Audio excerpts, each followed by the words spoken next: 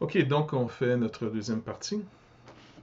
Après donc avoir, comme je vous dis, donné ses adresses et ses salutations, il commence donc par les bénédictions habituelles, euh, toujours en train de donner finalement soit des actions de grâce. Fait qu'il nous dit ici donc, béni soit Dieu, le Père de notre Seigneur Jésus-Christ, qui nous a bénis de toutes sortes de bénédictions spirituelles dans les lieux célestes en Christ. Et là, il va commencer à travailler sur un point très important. Vous vous rappelez que pour Israël, cette nation, parmi les autres nations, avait été élue, mise à part de manière totalement souveraine, dans la pleine liberté que Dieu a, de faire grâce à qui il veut et de bénir qui il veut. Donc, cette nation a été mise à part.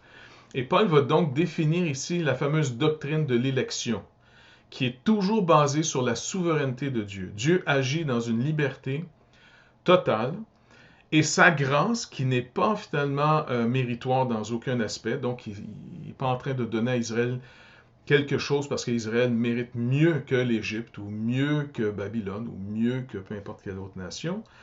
Il a choisi simplement, librement, Abraham, et de ce Abraham, il va en faire une nation sainte, une nation mise à part pour les intérêts du royaume de Dieu.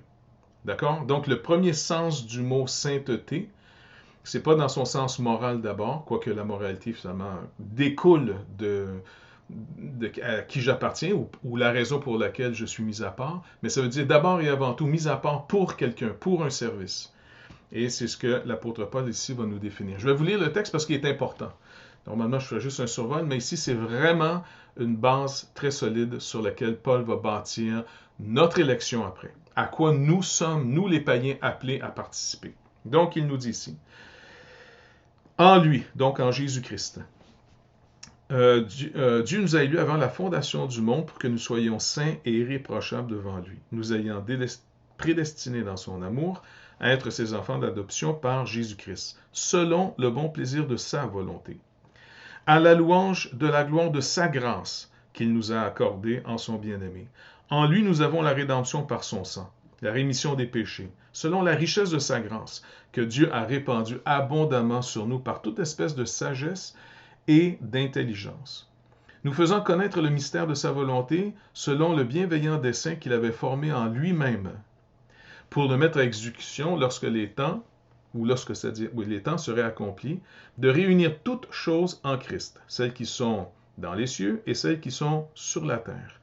En lui, nous sommes aussi devenus héritiers, ayant été prédestinés suivant la résolution de celui qui opère toutes choses d'après le conseil de sa volonté, afin que nous servions à la louange de sa gloire, nous qui d'avance avons espéré en Christ. En lui, vous aussi, après avoir entendu la parole de la vérité, l'évangile de votre salut, en lui, vous avez cru et vous avez été scellés du Saint-Esprit qui avait été promis, lequel est un gage de notre héritage pour la rédemption de ceux que Dieu s'est acquis, à la louange de sa gloire. On va arrêter ici. Vous avez remarqué ici, la première partie, c'est nous. En lui, Dieu nous a élus avant la fondation du monde. Donc, ce nous est les Juifs qui avaient cru.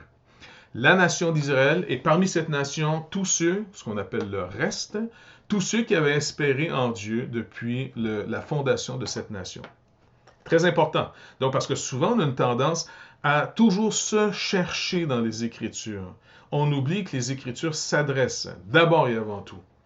Elles révèlent Dieu, elle révèle son plan, elle révèle Jésus-Christ, elle s'adresse à Jésus-Christ, elle s'adresse à un peuple, et donc nous, on doit trouver où on se trouve dans l'adresse. On aurait une tendance à lire ici en Dieu, c'est-à-dire en lui, en Jésus-Christ, Dieu nous a, nous, on pense sur nous, mais le texte ne nous suggère pas ici. Le texte suggère un autre nous, les Juifs qui avaient cru, les Juifs de cette nation. Donc ici, c'était un héritage, une fondation qui était pour les nous, Juifs circoncis. Et c'est au verset 13 qu'il commence à dévoiler ce mystère. En lui, vous aussi, et là il s'adresse maintenant à nous, si on est d'origine païenne.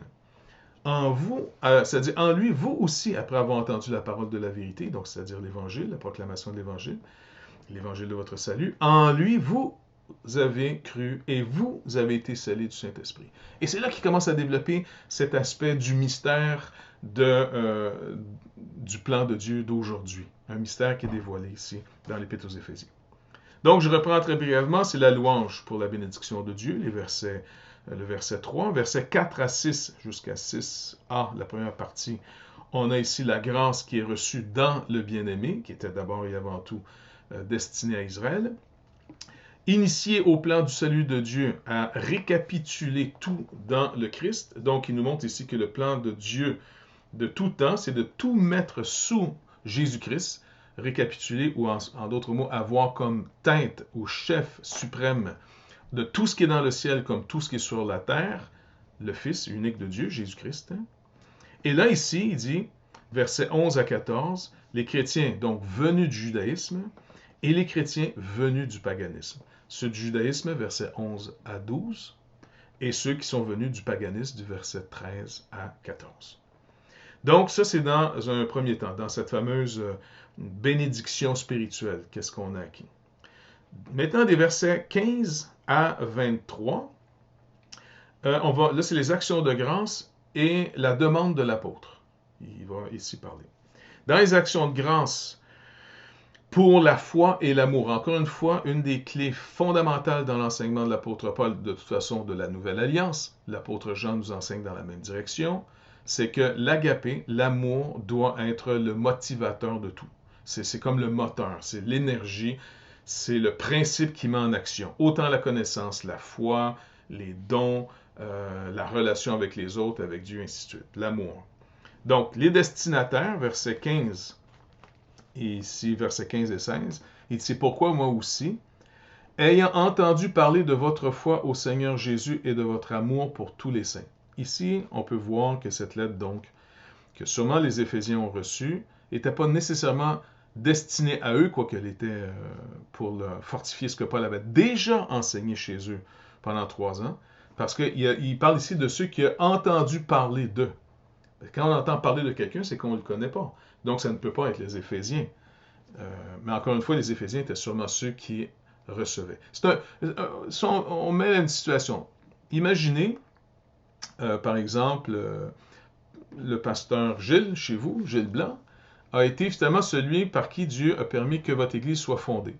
Okay? C'est l'instrument par lequel le Seigneur a agi pour établir l'œuvre chez vous. Il a travaillé longtemps, il vous a enseigné, il met les bases, il développe les structures, il donne la vision, bref, il vous a enseigné et il doit un jour partir. Exemple, va dans une autre région. Il perd la communication directe avec vous, sauf par les uns et les autres qui viennent le voir. Vous avez finalement mis à profit son enseignement parce que vous avez évangélisé toute la région. Et ça a produit d'autres églises, des églises qu'il, lui, n'a pas connues. Alors là, un jour, il veut fortifier cette œuvre dans cette région parce qu'il entend parler de gens qui viennent troubler les églises par un enseignement pas bon, en d'autres mots, négatif. Et il veut tout de suite fortifier son enseignement qui vous avait déjà donné à vous pour voir à ce que les églises que vous avez fondées par l'effet de son ministère soient affermies dans la même direction. Ça aurait été un petit peu la même chose. Il vous envoie cette lettre en disant faites-la circuler. Envoyez-la à la Odyssée. Quand elle sera à la Odyssée, faites-la venir à Colosse, et ainsi de suite.